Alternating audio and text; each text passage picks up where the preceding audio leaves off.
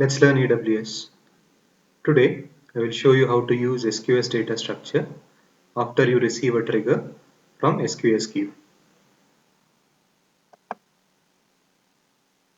In my previous video, I showed you how to read from SQS and how to write messages to SQS. From CloudWatch logs, copy the event to your local machine. Look at the JSON starting with records. Copy that. On screen, you will see JSON message converted to sqs.model.message class. com.google.json library is used to convert JSON to object and object to JSON.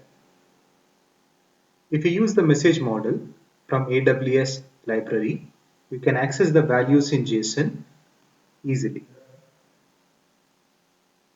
See on screen, we have implemented the equivalent logic of set output root dot blob dot blob is equal to input root dot blob dot blob.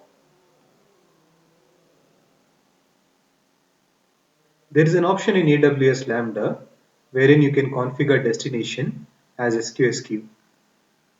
Let me know in comments if you have used this feature.